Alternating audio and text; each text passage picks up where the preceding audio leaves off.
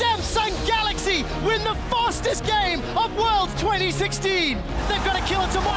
Show who's down! Show who's down! Royal, they're running! They're dead! They're taken out! This might be the last fight. Frost is down. RNG looking for more. That's a triple kill. Bjergsen's running out.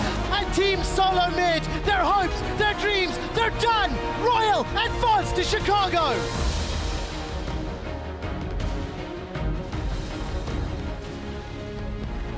Good evening, everyone, and welcome to another edition of Worlds Tonight. I'm Sjokz supporter here with Joshua Jatt Leesman and David Phreak Turley, and we just closed the book on Group D here at the 2016 Worlds Group Stage, and unfortunately also as, on TSM rather, which has kind of created a lot of silence in the arena, notably so. Yeah, definitely deflating for the crowd that was here. But the nice part is we can talk as much crap on TSM as we want because the true TSM fans probably turned off their stream in frustration when they lost that game to RNG. Yeah, well, we will see. The day in any case started with TSM Royal Never Give Up and Samsung Galaxy tied at 2-1, while Splice was still looking for their first win, and they did eventually get on the board, but that is all they have to show from their Worlds run. But it was a nice victory at that. Samsung Galaxy, however, had a perfect day, starting with their win over North America's TSM, and they never stopped going today. Yeah, Samsung Galaxy looked really amazing. They lost one game the entire group stage. That was last week at TSM, but this one started beautifully, killing off Svenskeren like this one. Yeah, and this was probably the closest game we had all day, right at the very start. Crown had a critical outplay on Bjergsen there, dodging the double bomb.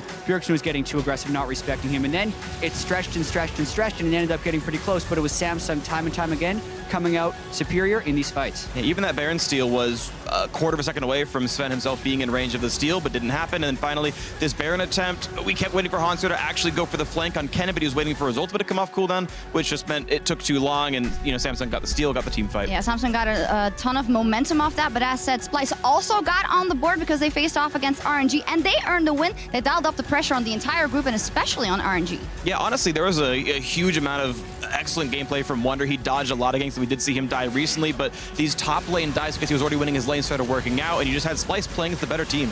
And I'm really happy that Splice won this game in this fashion. They really showed their strengths as a team, and this is kind of what they wanted to come to Worlds for. They weren't expecting to get out of groups, but they wanted to have a good showing, and this was a good showing. They did in this game indeed, but for RNG, things only got worse as they went up against Samsung Galaxy, who put their foot down and secured a spot in the quarterfinals. They had to win this one to do that. And what was it? What turned around here for Samsung today? I mean, this was Samsung playing as securely as they did against Royal last week. Like, most of Samsung's games actually ultimately looked this good. They are a strong team, but most importantly here in the group stages, they actually had good early games, finally had great ganks for Ambition and winning lanes. Yeah, Samsung and H2K, the two most dominant days we've seen so far at Worlds.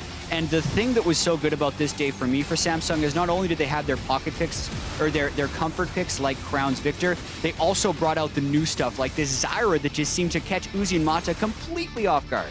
Yeah, definitely, and they secured #1 in the group. With that, and that means that it all came down to the final match of the day between Royal Never Give Up and North America's TSM to decide that last spot in the quarterfinals. And if there's one thing you would never want to do is to give Uzi a triple kill at 7 minutes. When that happened, you knew TSM was in for a rough one. And even still, Bjergsen himself had some very good plays. You're seeing aftermath of a couple fights here where Bjergsen puts down what damage he can. Many of these fights became very close. You're seeing the overload chain going through there. He gets eventual couple of kills, but the problem is Uzi just could not be stopped. His damage numbers were off the charts. Couldn't be killed. Double life steal. Trinity Force Ezreal killed a lot of people. And even with that, it's not like this game didn't deliver drama. There's a 14 kill advantage here for RNG when they're in the base, and TSM end up acing them because Bjergsen gets a flank. So at multiple points, you thought maybe TSM would be able to turn it around, but Uzi and the rest of RNG were too strong. Yeah, and unfortunately for TSM, it doesn't work out. They also gave Aurelion Sol over. Of course, that Poppy was strong, and RNG was too strong. And with that, the end of Group D, let's take a look at how it all ends up. Samsung Galaxy gets the first seed. Royal Never Give Up rather gets the second seed. And unfortunately, TSM and Splice are out, and they're staying in San Francisco or rather going home. And just to quickly clarify, though, TSM and Royal are both 3-3. Royal 2-0'd TSM over the group stage. They own the head-to-head. No tiebreaker to play. 2-0 means they advance. Yes, unfortunately for the TSM fans. Well, we'll fill the last two spots in the quarterfinals tomorrow when Group C plays their last 6 games. The action starts with the LPL's IMA versus the LMS's Flash Wolves, followed by C9 versus the reigning world champions SK Telecom T1. Is that the trauma from last year? Is it C9? coming up? C9. Did I say Listen, that? Oh. listen. Last year, NA went 0-10 in week 2.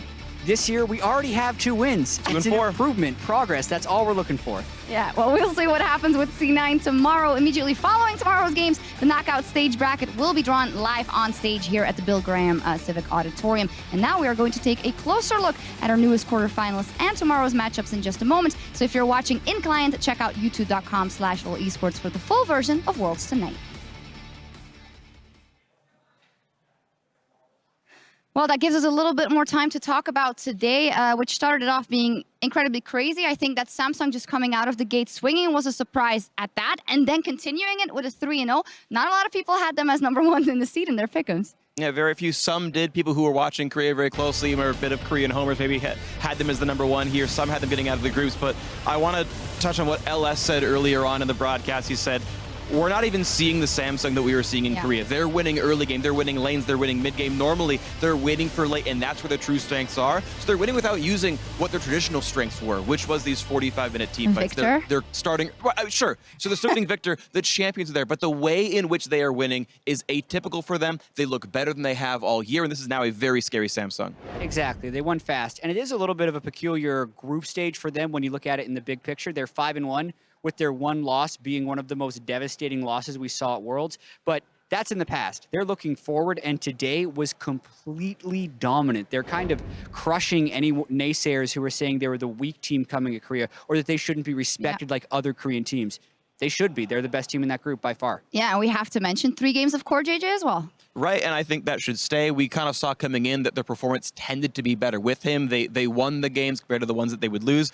And if I kind of do some conjecture here, they look the best of the teams we have seen so far in groups, with, weirdly enough, the exception of maybe H2K, who looks so dominant themselves. So, weirdly enough, give them like, some praise. super dark horses, H2K and Samsung, are the most convincing teams out of groups to me. Yeah, and I mean, I think that's because we're just thinking of who went undefeated most recently. And both of those teams won every single game they had, whereas Rox dropped a game to Albus Nox Luna. That's not super convincing as far as them being a powerhouse. No, and if you think of most convincing teams coming out of the group stage that secured their spot, RNG still look wobbly, very up and down. Uzi said it themselves in the interview. They still have some issues to fix. And this is the problem, is they have these games where they lose to Splice, these games where they smash TSM. You're seeing the Splice one here where Uzi could not dodge a skill shot to save his life. He got hit by several deadly flourishes with flash still up, and yet you've got things like this where Uzi does 40,000 damage in a 37-minute game, and it's ridiculous.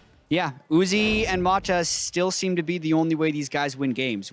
When they're not getting triple kills at 7 minutes, they weren't doing very well today. They lost pretty handily to Splice, and they got dominated by Samsung. So, I mean, coming into that TSM game, if you were just looking at the 2 games they played prior, you thought TSM was going to be able to win. RNG definitely deserved that win. Yeah. They're moving on because they beat TSM twice, but they look shaky in all other matchups. And a bit of a shout out to Xiaohu as well, who brought out the Aurelion Soul. Looked like he knew the champion very well, which is good because the MSI, he said he never played the champion before. So in that sort of 5-month span, he got what looks like pretty good at it. And that's good if Xiaohu can get some champions that make him look a bit better. He looked great at MSI, hasn't looked good in the summer split. Maybe he gets some of these good performances again. We'll see what RNG can do in the quarterfinal, but we have to spend some time on TSM. Of course, fantastic high hopes on their shoulders, and rightfully so, coming off a fantastic season in North America. What was it in the end that didn't come together for them, Jatt?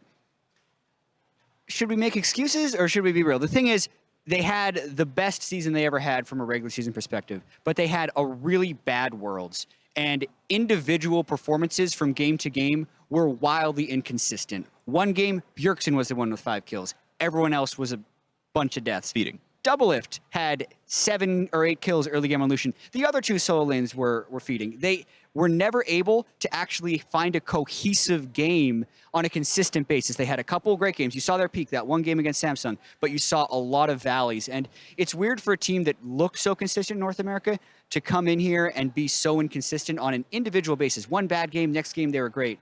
And to me, that speaks to them kind of buckling under the pressure. Biofrost was a rookie. People were saying he wasn't playing like a rookie the entire year. He played like a rookie here. Hanser had never been to Worlds before. He played like he'd never been to Worlds before. And there was just inconsistent play all across the board for TSM. And I think some of the weaknesses TSM could have been exposed if I think we had better teams domestically. Realistically, the teams that showed up to Worlds here from North America, like CLG was the 3rd spot with that, and they looked weak the whole time through. I think NA had a pretty bad bottom 5, bottom 6 this year, and TSM got very few real tests. And I also think it's a little bit tragic because the way these groups have been playing out, COG had one game where if they win, they make it out of group stage. TSM had one game at the very end where if they win, they make it out of group stage. And C9 is going to be the final test tomorrow. G2 had what? Hopefully NA can get a team out of groups. I really feel like they did improve from last year. It just doesn't seem like they've improved enough. Yeah, well, we'll see. Well, against all odds, maybe that happens tomorrow. In about 24 hours, we'll know the last 2 quarterfinal contenders to do battle in Chicago. SK Telecom, Cloud9, IMA, and the Flash Wolves. So who's making it out of the groups? I heard the Fisho say at the end of the show, well, I think it might be SKT and Flash Wolves with the best cards. Phreak? I'm going to say SKT C9. I know NA keeps disappointing in week 2 here at Worlds, but I really do believe in Cloud9 playing correctly, making the right choices. I think SKT is above them. I think significantly so, but C9 is number 2 for me.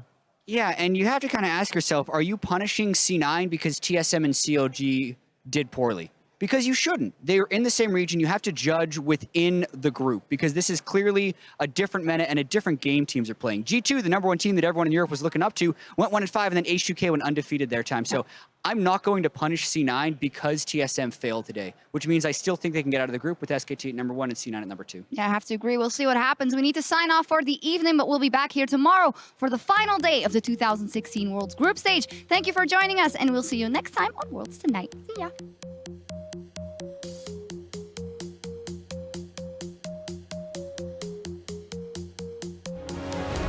Samsung Galaxy win the fastest game of Worlds 2016. They've got to kill it to one. Xiaohu's down. Xiaohu's down. Royal, they're running. They're dead. They're taken out. This might be the last fight. Firefrost is down. RNG looking for more. That's a triple kill. Bjergsen's running out. And Team Solo mid. Their hopes, their dreams, they're done. Royal advanced to Chicago.